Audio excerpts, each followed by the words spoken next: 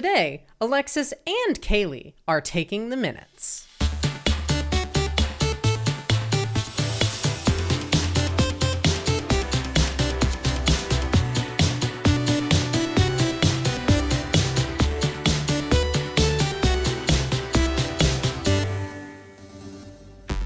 Welcome to Setting the Record Queer, a podcast where queer people talk about the pursuits and communities they love. This is Taking the Minutes number 7, a special double host episode, and it's going to be about Ring Fit Adventure. My name is Alexis, my pronouns are it, its, and she, her, and I'm one of your hosts. Can you believe that Kaylee and Alexis are on the same episode right now? This is like some sort of crossover episode. Or just a regular episode. This is like some sort of crossover episode. This is so special. We wanted to do this together because we've both been playing a lot of Ring Fit Adventure, and we both have things to say about it. So rather than just having one of us do it, we figured we'd just do this together. And probably going to wind up being twice the length because of it, probably. Don't look at the episode time and quote me and call me a liar. Yeah, this was sort of a thing of like, we had too much to say about this game to fit it into a pre-guest, like, normal episode segment. And I both of us have thoughts on this, and we come from two very different and complementary perspectives on a unique game like Ring Fit Adventure. So, yeah, we're here. We're going to talk about it. And yes, this is basically a glorified video game review, so... I mean, so was the last time I did a Taking the Minutes. So for those of you who haven't heard about it, Ring Fit Adventure is a recently released exercise video game, released and developed first party by Nintendo. It seems to be sort of a spiritual sequel to Wii Fit, but it's way, way, way better. And like, I won't get into too much detail about how exactly the game works now, but let's just say it's very, very good at being a video game and very, very good at being exercise. Which is why both of us are really, really excited about this. So the first thing I think we should talk about is how Ring Fit succeeds as a video game. So as all of you most certainly know by now, and if this is like your first Setting the Record Queer ever, first of all, go listen to a real episode instead of this. Yeah, do not start with one of these. What are you doing? Go away. We don't want you. We do want you. Thank you for downloading and thank you for trying out the podcast. We're not interesting, though. Go listen to an episode with, like, a guest. That's what's interesting with this podcast. That's how we sell new people on the podcast, right? Hey, we're not interesting. Listen to 2 episodes now. We're an interview show. We don't have to be interesting. But yeah, Kaylee is a game designer, so she definitely is going to have a lot to say about this. I also have some thoughts, though. The first thing, I just want to get this out of the way. The motion controls for the game are solidly okay. They're probably the best motion controls in a game I've seen yet, but they still aren't great. I mean, it only really becomes an issue on the like, menuing screens, and it's not so much that the motion controls are bad, as the movements they have you do to go up and down on menus is a little weird. Yeah, and they don't usually register properly. Luckily, the peripheral is designed such that you have, like, the full face of one of the Joy-Cons facing towards you. So I usually just end up menuing with the controller. Anyway, but before we get into this, we should probably explain what exactly Ring Fit Adventure is. Yeah.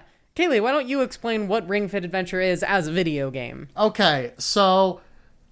you play as some random person who's walking through the woods one day and finds a ring that asks you to pull on it.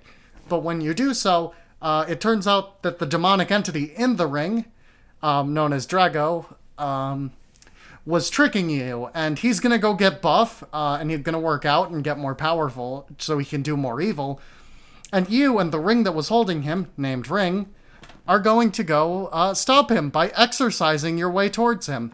So you have a bunch of little, like, the game is built in kind of 2 kinds of segments, main segments anyway. There's a bunch of things where you, like, run through the woods and, like, you can do a little bit of platforming and, like, collecting coins and stuff. And then there's RPG-type battles where you pick an attack and it'll be like, do 1 set of sit-ups, and then you do a set of sit-ups at the enemy, which hurts it.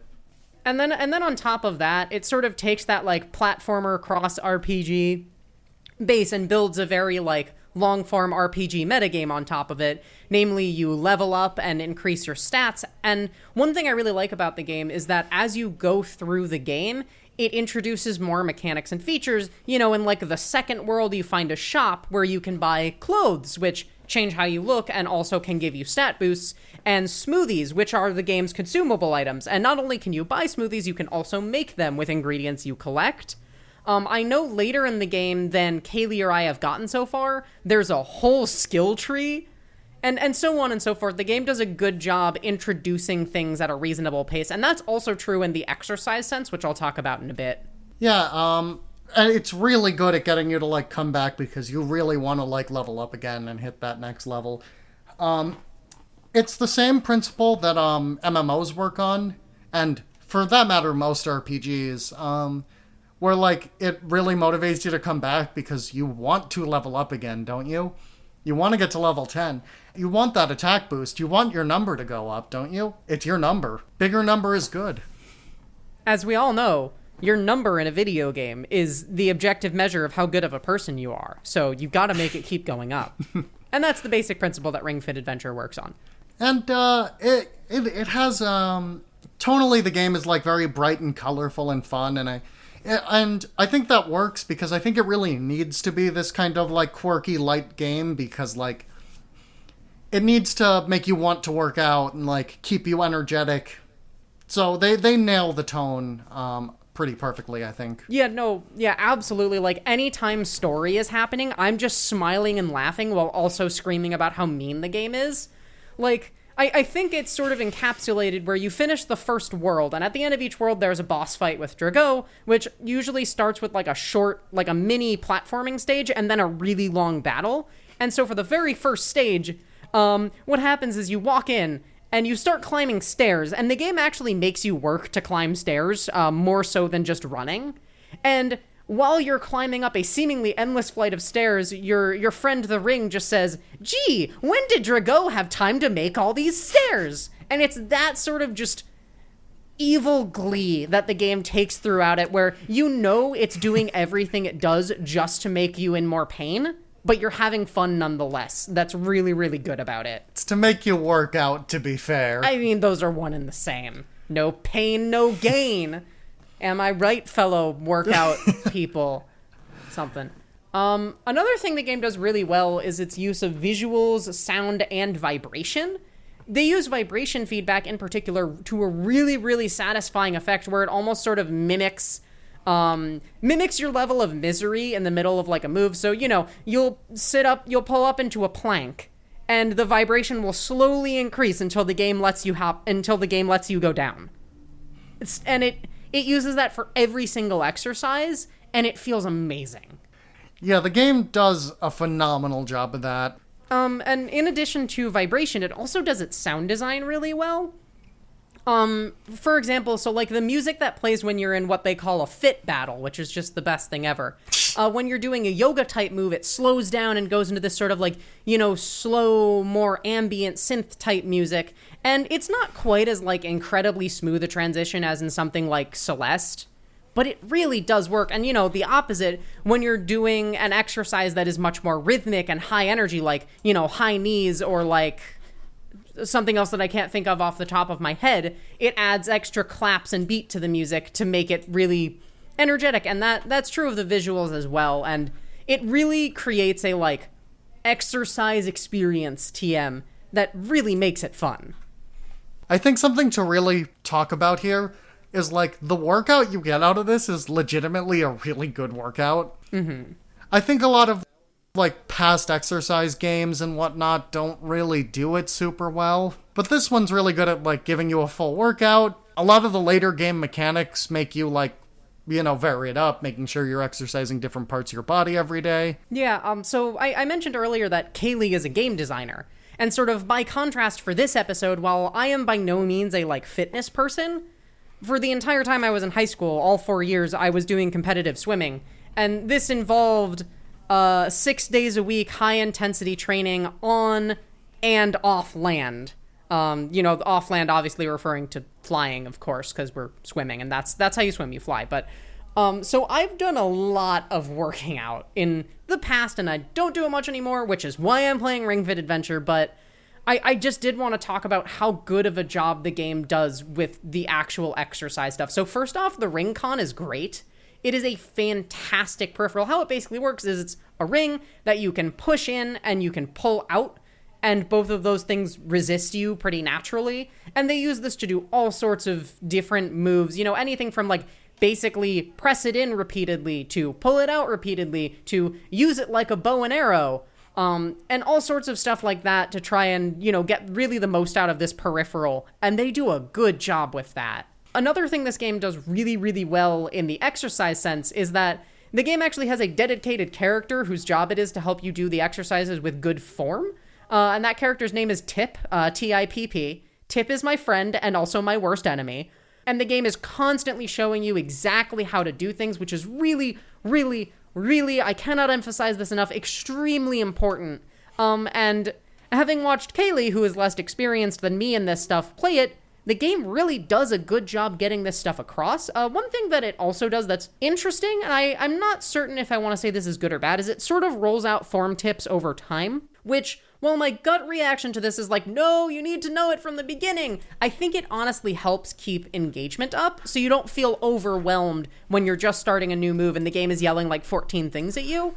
So you'll notice that like the first time you do a set of overhead presses, it'll, give you the basic form, and then the next time in the middle of your set, you'll hear Ring say, act like you're squeezing something between your armpits, which is something that helps with that exercise. Stuff like that, where the game continuously updates your form so you're doing it well, but aren't getting overwhelmed. The game also does a good job kind of getting more difficult as you play it, but to your comfort level. You can turn up the intensity of the game, which it kind of prompts you, hey, do you want to do this every time? You can also turn it back down if it's getting too hard for you, but it's really good for kind of making that happen. And in addition to the actual number that your difficulty is, it gives you more difficult exercises the longer you get in for the fitness battles, meaning that the further you get into the game, like, the harder it gets to do these things, and that works very, very well.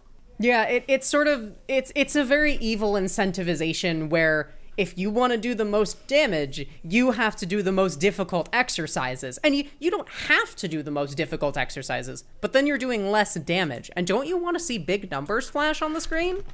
Also, don't you want to not die because the boss fights get harder too? And if you're using weak attacks? The boss fights get surprisingly hard, yeah.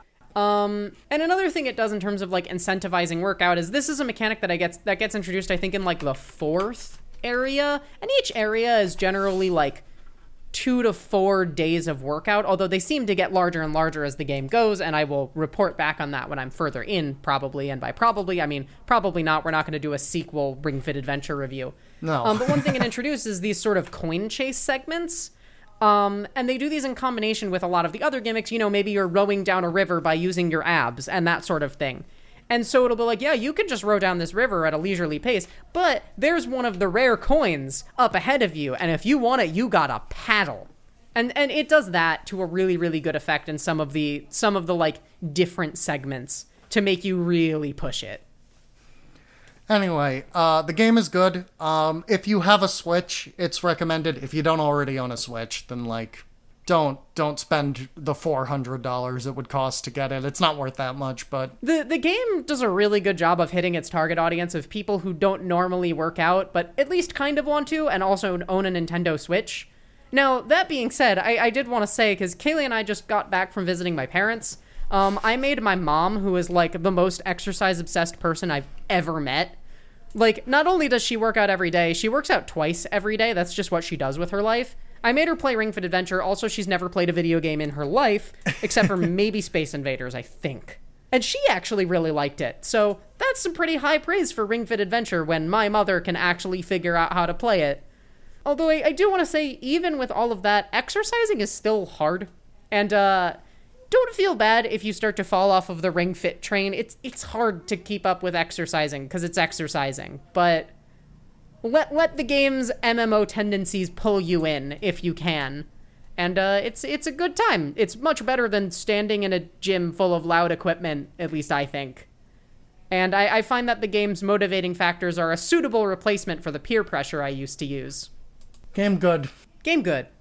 We've taken minutes. Minutes have been taken, my friends. Thank you very much for listening. Be sure to tune into your feed of Setting the Record Queer next week for our episode on MUDs, or Multi-User Dungeon, which is like a text-based MMO with Neon Grey. That's going to be a lot of fun. Looking forward to recording that very soon. Looking forward to you hearing it slightly less soon. But For once, we didn't put off recording the Taking the Minutes so long that the episode came first. Yup. We're only doing it the Sunday before it releases, Monday, Tuesday at midnight, which is, pretty early by our standards. Anyways, thank you so much for listening. We will see you in a week. Bye.